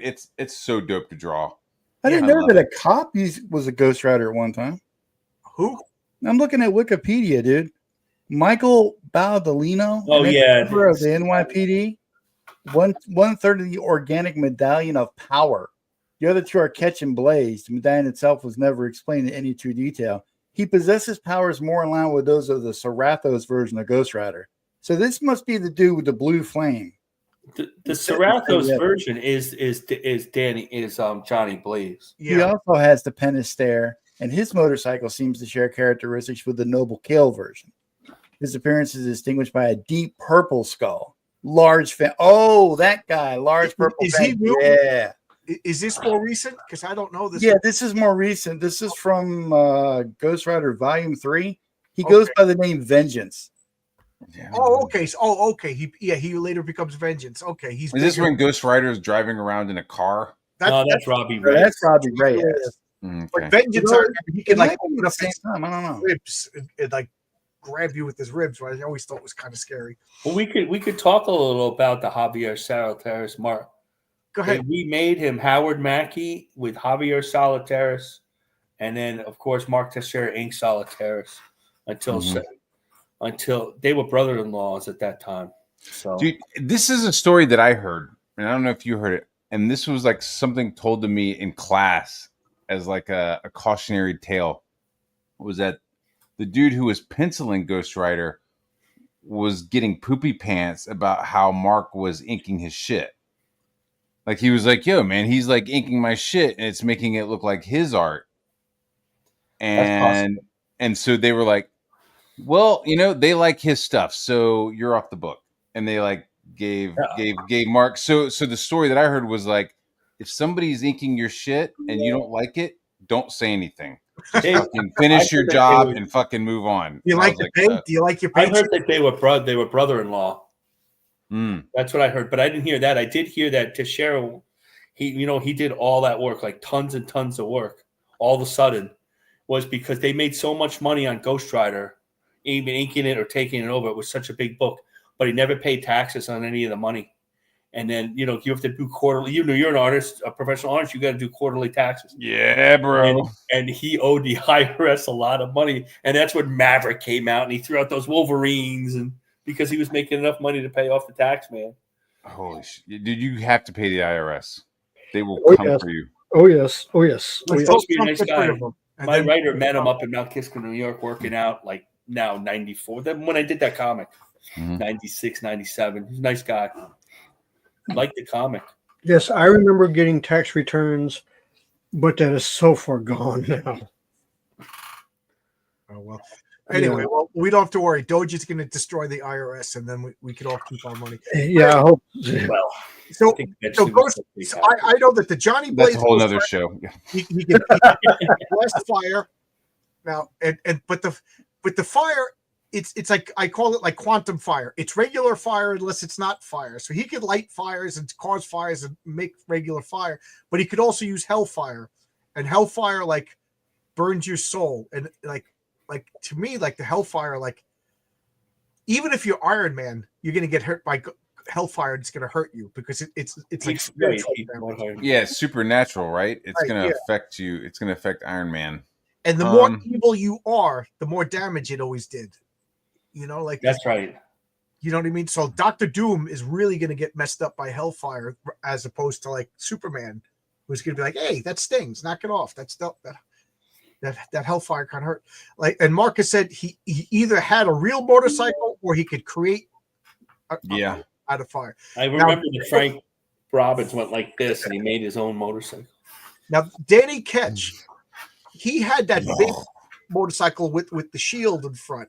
And that's so you don't have to draw the motorcycle. See, that's the key to motorcycles. You make one of those ones where you cover it all up and you don't have to draw. Fucking asshole, lazy piece of shit. But I say goddamn lazy piece of shit, but I'm not drawing it for monthly. If I was drawing it monthly, they'd be like, can I draw a giant fucking shield on the front of this motorcycle that doesn't exist? Yeah, that's why the Fantastic Car was a flying bathtub. You know? Yeah, dude, it makes so much sense. When you look at those designs, I'm like, why do they fucking make these simple ass designs? And then now I'm like, oh yeah, I get it. You gotta fucking crank those pages out. You're just fucking. It's like in the 50s when they had the spaceships and they're like just the long tubes and stuff. I was like, man, these guys look stupid. And you start drawing stuff, and you're like going, hey, that's a smart idea. Exactly. I'm like, man, I ain't got time for all this shit here. Let me just, that's smart. Yeah. So Danny Ketch, he had the same powers as Johnny Blaze, but he also had the penance stare. Anybody want to explain the penance stare? I'm doing it now. I feel guilty. You basically felt like he would stare at you and you would feel all the pain that you would cause other people. Yes. Right. So any everything that you had dished out, you were catching it right there, all in one big shot. Yeah, like in the comic books, Galactus was weakened, and they had Doctor Strange hit him with all the guilt. But in the cartoons, Ghost Rider drove up and stared Galactus, and Galactus felt, the collective guilt of all of the destruction that he caused. Planets, wow, to pass out. So just imagine like staring at like Mao Zedong or something like that, and he just gets inflicted for like a minute of all of the horrors and evils that he caused all at once. That is just a horrific power. Again, would that affect Spider-Man? Well, maybe Spider-Man, because like guilt is his weakness, but like Captain America or like Reed Richards or something like that, the penance stare might give him because all human beings have something of regret. But like, call it Captain America. I feel like Captain America carries a whole bunch of shit that he probably doesn't need to. Yeah, because he's a good guy. But he's such a good guy. He's like, I could have saved that one guy. Right. I could have saved that guy. But could you imagine if Ghost Rider went up to the Red Skull and did the penance stare? The Red Skull would just explode. All the horror that he caused. Yeah. Or even the Punisher. But here's the question: if they're crazy enough that they did all that damage and stuff, case in point, Red Skull, would it really affect him since he's that crazy? Well, there was a villain he had called Madcap that was a masochist, and he actually enjoyed the penance. Yeah. But only a comic creator could figure that out. All the crazy guys that we have around. You're right. Galactus just sees us as ants. He sees us as chocolate-covered ants. Right. Spawn is undead. So is Ghost Rider. Does he have a soul? Yeah.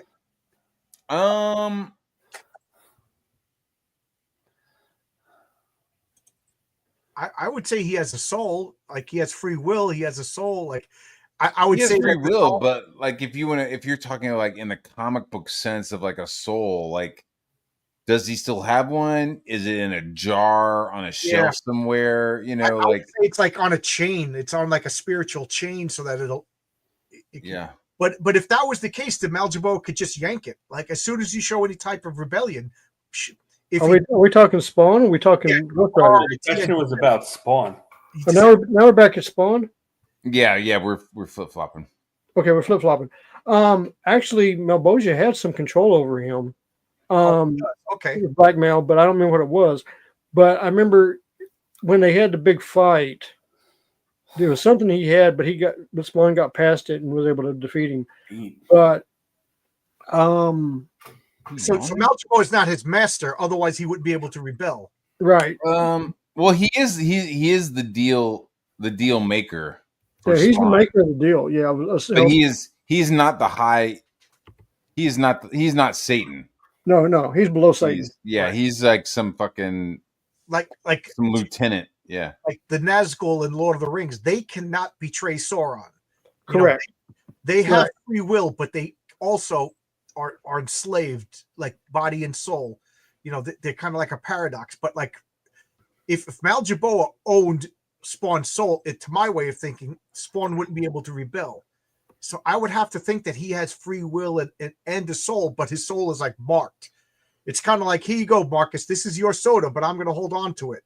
Well, it depends on if you're still making payments on it. Yeah, like my house. My house is owned by the government until my mortgage is paid off. So there you go. Unless Doge gives it to you. Yeah. Oh, let's go. No, my luck, I'm gonna have my house paid off before they actually do that. I know. So anyway, let's. So I think that's. Anyway, so does Ghost Rider have a soul? I think Johnny Blaze does. Johnny Blaze has a soul. Danny Kitch has a soul. Whether or not the Ghost Rider entity has a soul, I don't think it works like that. I think Ghost Rider and Johnny Blaze, no, they're separate. Johnny Blaze disappears, Ghost Rider comes out. I think it's two different things. Oh yeah, they're definitely two different things. But it's like, is Ghost Rider? I always assumed like, oh, okay, Ghost Rider is a fallen angel or some sort of like entity. So let's get into that now. It's Zarathos is the name of the or however you pronounce it. I always said Zarathos, but I think that's it. Z-Dog. Z-Dog. Let's call him Z-Dog. And that he's just like a flaming skeleton that they basically housed him in Johnny's that last issue. Body. Now, so in later stories, he's a fallen angel. In earlier stories, he's a demon. They always seem to do that. I like the idea of like it was the angel of vengeance, right? Yeah, it was I like like the that. angel of vengeance that like becomes like corrupted somehow. Yeah, that's what I thought it was too. Did they ever really explore in the comics like what really happens to the human host when Ghost Rider appears? That's another good question of like, where does Danny go? Do they go to hell? Are they sitting in a white room? Like where the fuck movie are they? They show Nicolas Cage and they show his skin melting and burning off. Right. But does it just come back? I mean, is Scratching this at a the door. physical thing? Is it like I don't know, like the Century where they just kind of swap places? I mean, I haven't read every Ghost Rider ever, but the few that I've read, I've never really seen them explain that. Right. It seems like in the comic book it's definitely two, but in the movies it seemed like Nicolas Cage started to like kind of come out.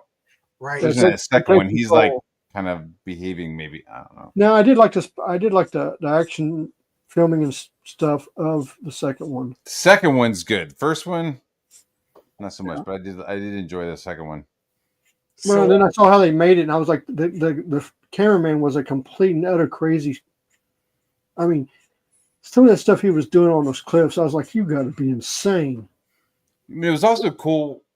I mean, you're talking about Ghost Rider. It was like he's riding on like a dump truck in the movie, and he like infuses his hellfire into the dump truck, and the dump truck becomes like a hell dump truck. Yeah, I thought that it was like whatever vehicle he was using. Yeah, that's another thing. Is the Rick? Was it Rick Reyes? He had like a hot Robbie Reyes. He had a car, and then Carter Slade had a horse. So like that's like one of the dude. And Elliot Ghost Rider was the shit. I like that. Like it seems like Ghost Rider has like whatever vehicle is like in the collective unconscious of the time. So I can picture now, like Ghost Rider, what would he be on? Like a little, like those fat people cars, that the fat people have. Like a Segway? Like you see all those big fat ladies in Walmart. Mm-hmm. Oh, you mean I ride those things. I cannot infuse it with my hellfire. No, I cannot. Yeah. So okay. So what kind of scenario do you think it envisioned that would be a Ghost Rider versus Spawn? It had to take place in hell. No. I think it's a classic situation where Spawn's sitting in an alley and Ghost Rider just like rides into town. And what, Spawn thinks he's one of the Hellspawn come to get him? No, they're going after the same person. Ooh, there you go. You know, Yeah. and then I think they would just set each other off because they're too similar. Like I think evil, they'd I'm be going after evil. the same. I tend to be, you know, I'm good, but I'm from evil. You're good. I think that would set off like their hell senses. I think what happened is you have the same guy they're after, and they come across each other and they don't back down from each other. Okay. So You know, There should also be a sense of like, yo, both of our powers are coming from the same place. Maybe there's like a hesitation in fighting. They're both Right. going after Marvel Comics for disrespecting Rob Liefeld. Yeah. But you know what I mean? It's like, hey, they both show up and it's like, oh, I'm Spawn. I'm from hell. I could tell you're Ghost Rider. You're from hell. Should we be fighting? We're both from hell. What's the deal? Okay, why no, not? we should be fighting. Let's all hold the hands Spawn's and see enemies who are they other spawns, right? You know, and Ghost Rider fights other demons. So I just think this would be like, all right, this is just another day of the week for me. I'm going to fight another hell creature. Okay. So the question is, all right, so they start fighting. You know, obviously, Spawn, you know, probably starts firing his guns at him, and guns don't do anything to a. Maybe it'll be a chain off. They both got chains. Okay, so Yeah, that's right. I think you'd have a thing with, especially with the chains, especially Spawn's chains, which are alive. Mm-hmm. And then the soundtrack can be Unchained Melody. Be cool. So I you know, I think quickly they would realize that. Unchain my heart. Yeah, there you go. Right away they would, you know, guns wouldn't do anything, so Spawn would have to throw Chain of Fools, Aretha Franklin. And I think without drawing power, either version of Ghost Rider would overpower Spawn because it's been established that he has, you know, he's lifted cars and thrown cars. Yeah, but I think if he's going to go up against Ghost Rider, he's not going to hold back. Right. So he's pulling into the clicker. Yeah. So what do we go from there? Like I think Ghost Rider would hit him with some hellfire, and that wouldn't do anything to him because of course his suit's going to protect him from it. Hey John, thanks for having me on, man. I got to bounce. I'll see you guys tomorrow. Yeah, I actually got a boogie. Okay. But yeah, I would think the suit would protect him from the hellfire because that's what the suit's from. I got a boogie, guys. You don't. Let's see, Matt. You don't think? Why can't I remember Spawn's real name? Okay, I'm still here. Al Simmons. Al Simmons. You don't think Al would be affected by guilt or anything like that? You know? No, because you have to understand something. He's as Spawn when he was coming back out, he had to relive everything. So he's already gone through it. So he's already accepted it. So that the fire is not going to really affect him. I think in the end it would be a draw, but I think Spawn would be able to very much hold his own against Ghost Rider. I always felt like Spawn was more. My feeling is that Spawn is more powerful than Ghost Rider. He may be. He has a lot of undefined powers to me. Like his ape is alive, you know. Yeah. Well, his whole suit's alive. That's what I was saying. And with that being said, with the suit and stuff, but I think in the end it would come down to a draw. I don't think Al would actually take him out because of, especially if they were going after the same person. You know what I'm saying? I don't care about the other person. I just care about them fighting. You know. Well, what I'm saying is, so say it's like Billy, the crazy guy that was, you know, raping and killing kids. If they both went after him, I don't think they would be fighting themselves very long. That's not a good scenario for this. We got to have a scenario where they actually want to fight each other. You know, them going after a third person who deserves to be killed, then they kill him and they move on. So I don't care about Billy for the purposes of this fight. Well, one could be protecting Rob Liefeld, and the other one is from Marvel wants to go after Rob Liefeld. So that would be a possibility. That's funny. Spawn is already in hell, so the penance stare is useless. Zarathos for the win. Oscar always has some good comments. Johnny King of Hell, Court, yeah. Which there's at least 4 different versions of Ghost Rider, but like at least, if not more. I legitimately don't know. So I'm asking the chat. Unless Marcus and James, you have a definitive. I really don't know. It's a draw.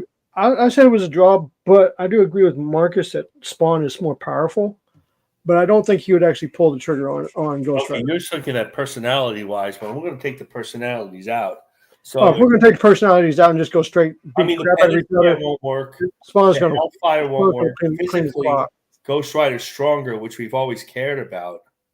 That one really strong than the other. But if Spawn turns on the clock, he can easily get stronger than Ghost Rider. So basically, Spawn, if his life is on the line and Ghost Rider is about to kill him, he's gonna do whatever he has to do. And if he has to take a little life off at the end to survive the battle, he would probably do that. That to me is this is so nerdy that I'm going to talk about this, but that is the key.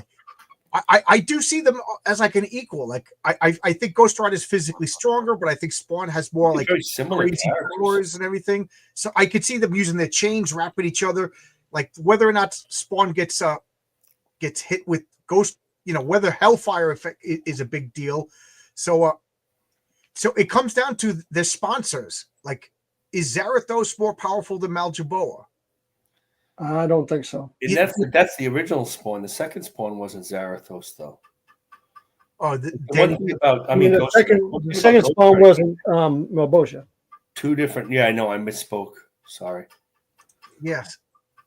Can you kill any of those? This is all good. Yeah, that's good. Like so I think all three of us agree that at some point Spawn would have to use to tip the tide. Now that's what I'm thinking. Yeah. So but like, is that enough to overpower Zarathos? I really don't know. So guys, like the chat, I see it looks pretty split. I see Tony Grigo is saying Ghost Rider, and plus he's more uses power close to Spawn. He's going to hell. I thought I saw somebody else. People saying Maljaboa is just middle management in hell. Okay, well, but Zarathos really think that the god of Zarathos or even Mephisto is powering him up, and they come and help him. Yes. This is something we need to talk about now. It's originally it was Satan that gave Ghost Rider his powers, right? And then later on, didn't they say that it was really Mephisto? Mephisto. Well, that's the Satan in Marvel. Right. At some point, they wanted to consolidate all the different Satans they had. They had about 4 of them. So it was Mephisto that gave him his powers. So, so wouldn't it really boil down to who would win, Maljaboa or Mephisto? I don't know. It was pretty powerful. That's a Holden mother. That's a Holden. Right. Because ultimately Spawn's drawn power from Maljaboa and Ghost Rider's drawn power from Mephisto. So I got to look at like, I don't know. Yeah, Henry Rollins has a Ghost Rider, a motorcycle hero. I don't know. I'm falling out of love with Henry Rollins. He gets me annoyed. So I keep going back and forth, and I literally this is the first time I can't. So I'm hoping somebody in the comments or James or Marcus, you guys got something. Well, I said what I thought. I said that. I'm thinking Spawn would if after taking everything out of perspective, I think Spawn would take Ghost Rider. You think he would have to drain his meter? Yeah, he'd have to. I'm going to ask about the meter a little bit then. So can he use a little bit of the meter, or does he have to use all the meter and almost die and then have to rebuild at the end of every issue? No. He can. The meter goes by how much power he uses. Right, that's what I thought.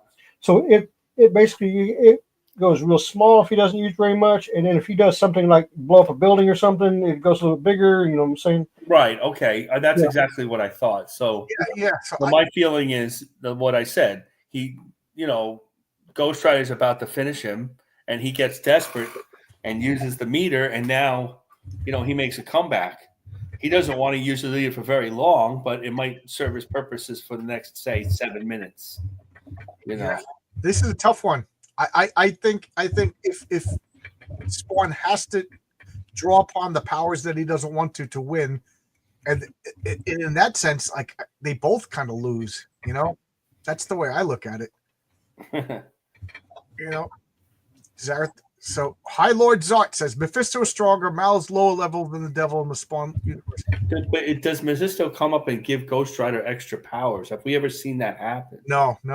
If anything, Ghost Rider is always at odds with Mephisto. Well, he wanted to fight Satan to get his soul back. That was the whole idea of the first 12 issues of the comic.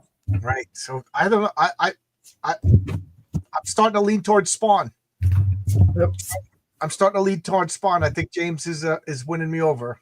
Not that it was kind of difficult, but just because Spawn has that extra gas tank that he could pull on. I think that I found that these characters are way more similar than I thought. Yeah. Like super similar. Their origins are similar. The legacy. There's been Ghost Riders through the years. I think they're very similar, but Ghost Rider's cooler. He's got a motorcycle. He's cooler. Well, although Gunslinger song, we drew that. That was pretty cool. He's not easy to draw, but he was cool.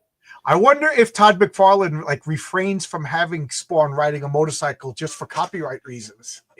Well, he's been on a wait a minute. No. He's been on a motorcycle once. Oh, he has been? Okay. Yeah. I don't know. I mean, Spawn's mask and movements are not unlike Spider-Man, but then you get the mask, and then Deadpool does look exactly like Spider-Man, down to the colors, without the webs.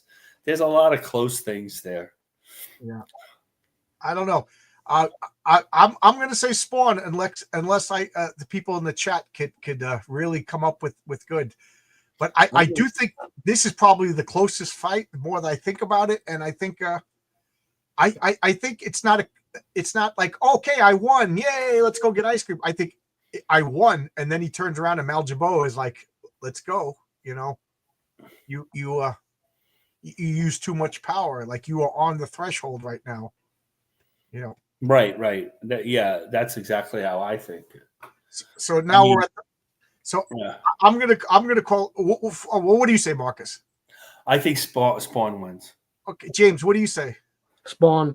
Yeah, I don't want to because I like think it's close, but I think it's Spawn. I think it's the penance stare doesn't work on him. I mean, a lot of the things that make go other than physically strength, a lot of things that Ghost Rider uses on doesn't. I mean, you could wrap up in chains, but then both chains will get. They can spend a whole issue untangling their chains. Yeah. It's just get all connected. So these are some that I wrote down. I had Cyborg versus Machine Man, Nick Fury versus Jonah Hex, Thanos versus Darkseid. And it's funny because on Twitter right now, some other people have been talking Thanos versus Darkseid, and I saw that. Yeah, it's got me thinking about it. And then Savage Dragon versus Wolverine. So we got Savage Dragon versus Wolverine. Yeah, that's interesting. We got Metamorpho versus Plastic Man. I mean, Savage Dragon versus the Hulk, I think, right? Isn't Savage Dragon super strong? Yeah, but the Hulk, Wolverine fought the Hulk. Kind of, yeah. Catwoman versus Black Widow. Now, and at the end of that one would not be a win or lose situation. If we do it right, we will all win. They undress each other. Robin, Dick Grayson versus Spider-Man. Wow. Rogue versus Parasite. Yeah, that one's really. That would be I think Rogue would win because she's basically Supergirl with absorption. We can't speculate on who would win, otherwise she's hot. Though, the hotter chick wins. Hot chick always wins. Perfect 10 versus Rogue. There you go. If I was going to do Rogue, I'd do her versus Power Girl. Rogue versus Power Girl. Now, if Rogue touches Power Girl, does Rogue's boob enlarge? Keep her gloves on. Rogue's boobs are pretty big too, though. Depending on who's drawing them. Tony Grigo says G8. Oh, I thought of something with Black Hawk. Who's G8? I don't know who G8 is. What was I thought something versus Airboy versus Black Hawk. That was my thing last week. Teen Titans versus the X-Men. That's not. I've got that book. I've got that book. Absorbing Man versus Grunge. Okay, I don't know enough about Grunge, but I would have to learn. Absorbing Man versus Rogue. Wow, that's interesting. Wow, Tony, that one just kind of made me pause for a second, thinking about the possibilities of that. Well, we could not be Savage Land Rogue. Rogue has to have some. They can't. There's too much skin between the two of them. Yeah. I don't think Azorbian ever wore a shirt. Yeah, he's always Crusher Creel must not be affected by the elements. RRT for $5. What do you think of the FF trailer? I thought it was hopeful, maybe not comic book accurate, but more right than wrong. I tweeted on it. I said, I love the retro futurism. It works really well for the Fantastic Four. I love that it's kind of set in the 60s. That being said, I love the look of Herbie. I think all 4 actors aren't right. There's just something I think everybody agrees that Pedro Pascal is not right. Mm-hmm. I'm the only person I know that just doesn't like her. As I can't think of the actress. No, I think other people questioned her. Well, here's the thing about this movie that everybody needs to understand. Pedro Pascal was not the first choice. He wasn't the second choice. He wasn't the third choice. Yeah, he wasn't even the 7th choice. Yeah, that's right. 7 actors turned it down before they went to Pedro Pascal. He was the last choice. Yeah. Okay, that's the honest truth on that. So yeah, they had problems getting, because a lot of the actors were like going, read the script and they were like going, nope. Vanessa Kirby is a good-looking woman, but she's too harsh-looking to be Susan Storm, who I always thought. I think what we're due, and it goes for the Superman as well. It's hard for us to see. These are called a teaser trailer for a reason. Right. And so we don't know. Like, there's a lot of mind reading. I cringe when I hear somebody. Well, it must mean this is happening, and it must mean that is happening. Yeah, and I'm like, the thing about it is even with the Superman trailers and stuff like that, I need to see more. Do I plan on going to see both movies? Yes, I do. Trailer. But I kind of got a little excited because I kind of liked it. But I liked the Fantastic Four trailer better than I did the Superman trailers. I did too. But what I did like about the things looks good. It looks like the Thing. But that ain't his voice. Yeah, see, there you go again. Voice. That's like the easiest thing ever. I mean, I like his attitude. I think the voice is bad. So used to somebody doing the voice, and when they actually when they actually shoot it for real life, not cartoon or anything, and you get the guy, the voice doesn't match up. And you're like, well, I don't like this. Well, I mean, it happens. You know what's really nice? He doesn't have a Brooklyn accent, and it's not gravelly. They talked a lot about family in it, so that was really positive. Like that's the main thing nobody ever understands about these things. So that was good. And they didn't show the female Silver Surfer because they know they don't want to tank the movie. No, I love the female Silver Surfer. That's awesome. Naked chick. Come on. But and they're not race swapping her. That's just Shalabal. So a naked chick is Silver Surfer. That can be only good. It's I'm kidding. Don't take me seriously. I've been burnt before, so I'm cautious. I don't disagree with you at all. I'm just saying. That's how I feel about. I think I will say this: it looks like Superman may be delayed. No, I want to see more of it. Well, the reason the Superman movie may be delayed is Schuster's estate has filed a lawsuit to stop it for being distributed for right now. That's actually going to court. So it may be delayed for a while. Well, but let's see. So, what do you guys think for next week? What's clobbering time for next week? I'm looking back at Oscar because Oscar's thinking. Oscar he's thinking. Oh, for next week, who'd be something I don't want to see. Oscar, what do you think? You always have good ones. I got one for you. Okay. Mr. Fantastic versus Plastic Man. We did that one already. Oh, okay. I'm sorry, I missed it. Okay. I forgot who won though. Plastic Man. Unless they're fighting in a laboratory with all the gadgets, I think Plastic Man is just too. He has more powers than Reed Richards. That's true. I remember that. Reed Richards just basically stretched. That's right. Right. I remember now. Oh, something drives me nuts. Somebody put a picture, like, how come we didn't see Pedro Pascal doing this, and they showed Reed Richards opening his head and letting a bullet pass by. He stretches. He's not Play-Doh. He can't do that. He doesn't have the power to make. I think Kirby had him do that. You know what? Back then, the powers changed every issue. Yeah. But I don't think he did that generally. You never saw Reed really stretch his neck out a whole lot. In fact, there would be issues where he never stretched at all. Okay, I'm going to throw one out for you. Okay. Cyberforce versus X-Men. What do you guys think of the chat? I don't know anything about Cyberforce. I'd have to read up on Cyberforce as well. And, we'd have to, because X-Men is an army at this point. They could take out anybody. There's got to be. I'll simplify it. I'll simplify it. Ripclaw versus Wolverine. What do you guys think? Chat? Sure, we could do that one. If we're gonna do Wolverine, I'd rather do Savage Dragon versus Wolverine.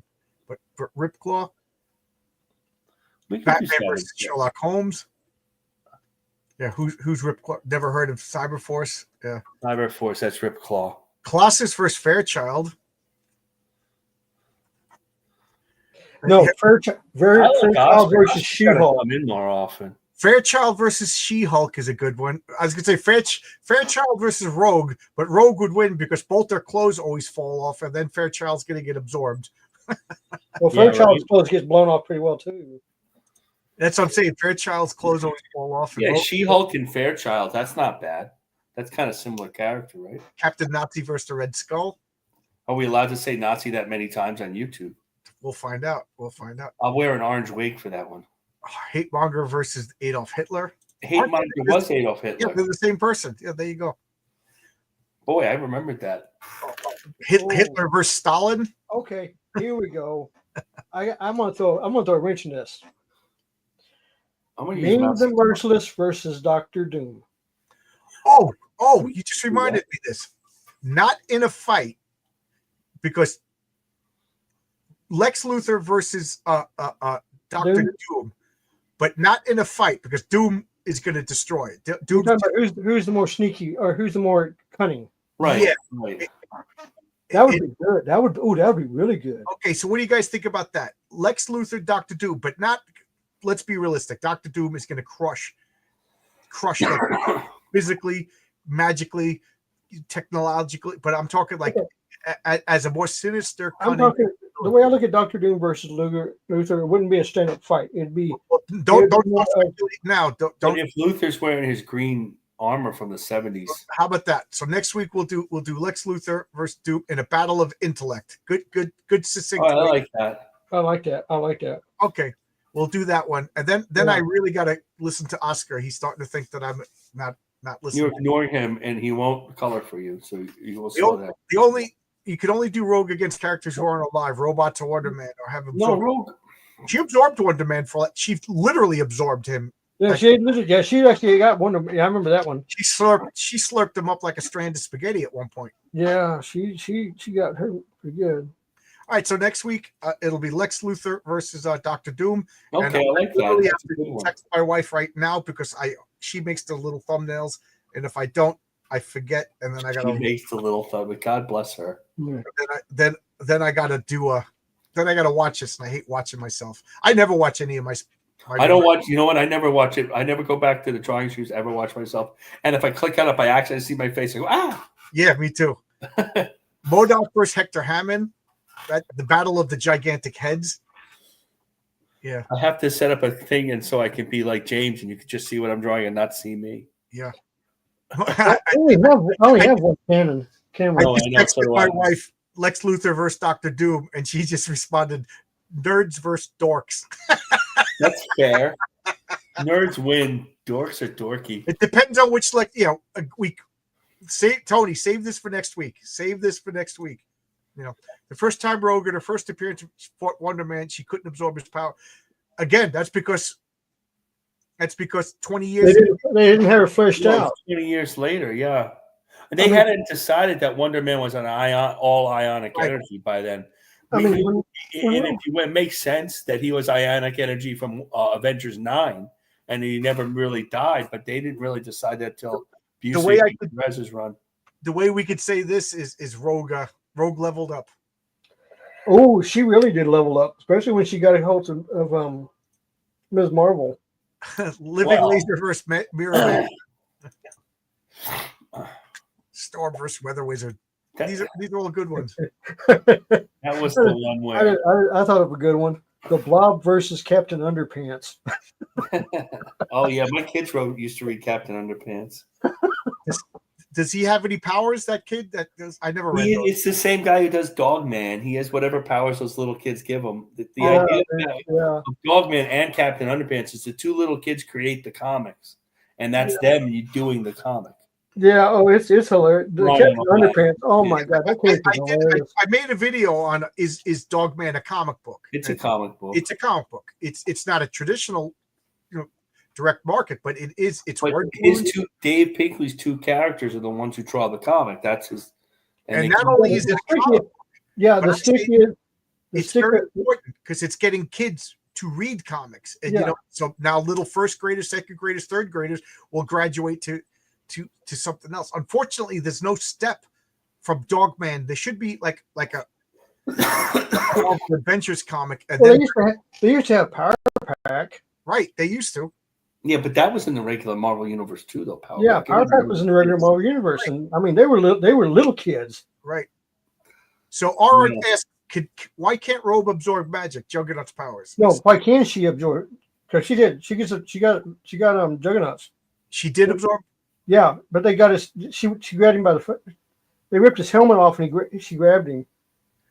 Dogman is cool. Gets kids to get that helmet off. I agree. Dogman. It's funny because a couple of people like, no, Dogman's not a comic. Dogman is absolutely a comic. It's not sold in comic stores. No, it's that's like saying you had that guy on who does the comics, mythological comics. Remember him? Oh yeah. Tim O'Connor, yeah. Right. So what he does is comics. They weren't distributed at time into comic stores, but they were comics. Right. That's ridiculous. They're absolutely comics. If it's sequential art, if it follows all the rules, it's comic. It's little kids comics. Maybe you don't like it, but it's comics. But it's not.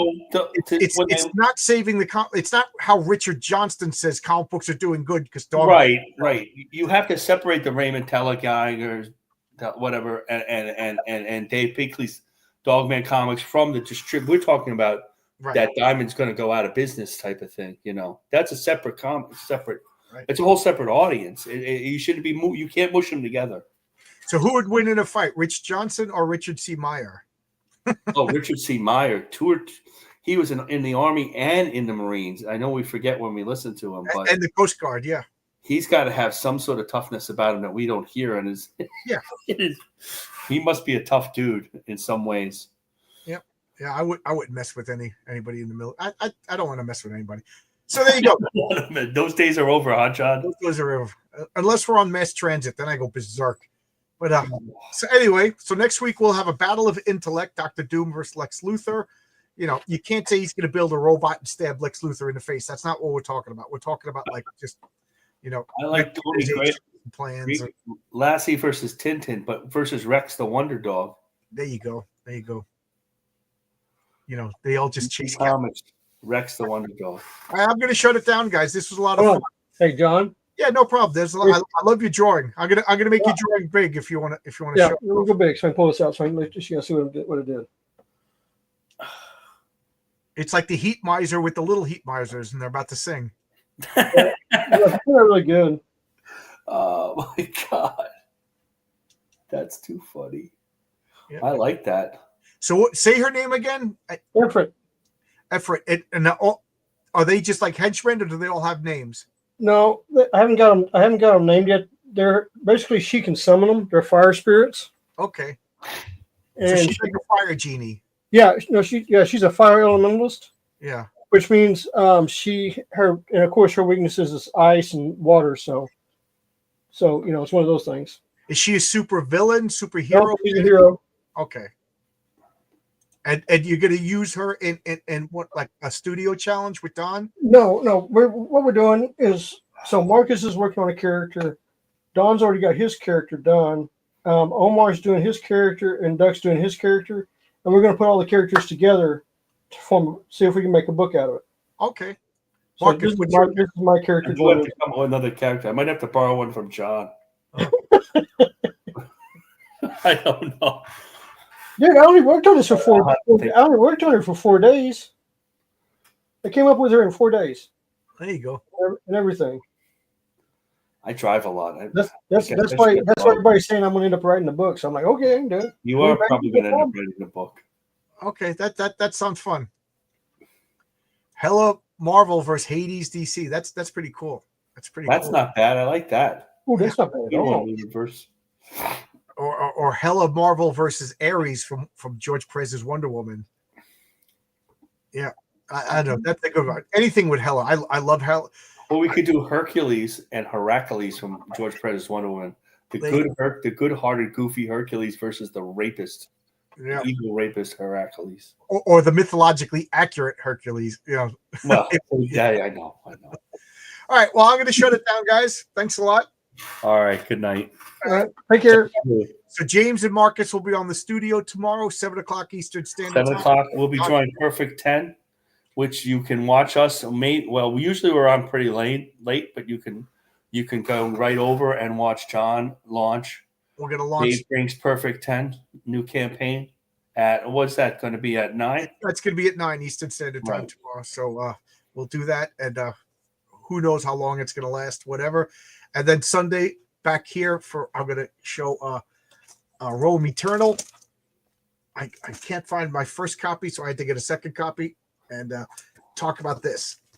Excellent colors, Oscar. Well, if you find the second copy, you can sell the first one on eBay instead of keeping two of them, make a little money back. Yeah. Somebody's going to pay $7 shipping to buy a $3 comic that they could get in a comic book store. If they can't find it, they will. Well, I can't find it. You know, it's somewhere in one of these long boxes, but maybe I will. See you guys. All right. Good night, John. Thank you. Good night, James. We'll see you.